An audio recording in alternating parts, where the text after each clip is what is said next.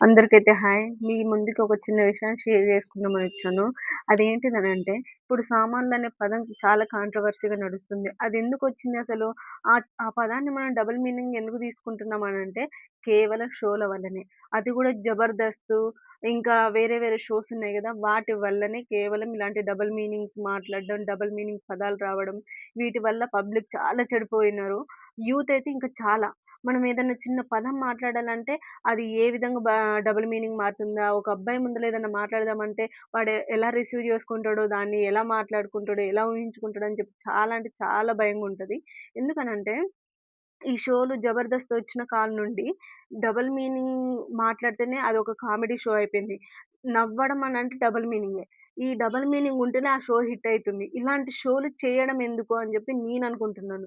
ఎందుకనంటే మీ వల్ల మేము నేర్చుకోవాలి. మీ వల్ల మేము మారిపోకూడదు. మీ వల్ల మేము చెడిపోకూడదు గదా! మీలో మీరు మంచి మెసేజ్ ఇస్తేనే మాలో మార్పొస్తుంది గానీ, మా వల్ల మీకేం రాదు గదా! సో, ఏంటిదనంటే షోస్ చేసేటప్పుడు వస్త్రధరణ గానీ, మాట విధానం గానీ, మీరేసే జోక్స్‌కి గానీ, మేము మారాలి, మిమ్మల్ని చూసి ఇన్‌స్పైర్ అవ్వాలి గానీ, మీ షోస్ వల్ల మేము చెడిపోకూడదు. కొంచెం అర్థం చేసుకొని షోస్ గానీ, ఏదన్నా తీసేటప్పుడు ప్రతి ఒక్కరైతే ఇలాంటి షోస్‌ని అసలు ఎంకరేజ్ గూడా జేయొద్దు.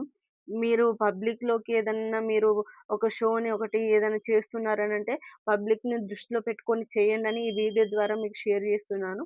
ప్లీజ్ అర్థం చేసుకొని ఎవరైతే ఈ షోస్ వల్ల గలీజ్‌గా తయారైతున్నారో వారిని మార్చడానికి ట్రై చేయండి గానీ, ఇలాంటి ఇంకా డబుల్ మీనింగ్స్ మాట్లాడి కాంట్రోవర్సీ‌లు ఇలానే తయారైతాయి. ఇప్పుడు చూసారు కదా! సామాన్లు అనే పదం వాడికెందుకొచ్చిందలా? ఇలా డబుల్ మీనింగ్ మాట్లాడితేనే గదా! ఒకప్పుడు మన నాన్నల కాలం, అమ్మ కాలంలో ఉన్నప్పుడు గూడా ఇలానే మాట్లాడినాం. అప్పుడు వాళ్ళకి లేవే ఇలాంటి మాటలు ఇలాంటియన్నీ. ఇప్పుడెందుకొచ్చింది? అర్థం చేసుకొని కొంచెమైనా మీరు మారండి. మమ్మల్ని మార్చండి ప్లీజ్.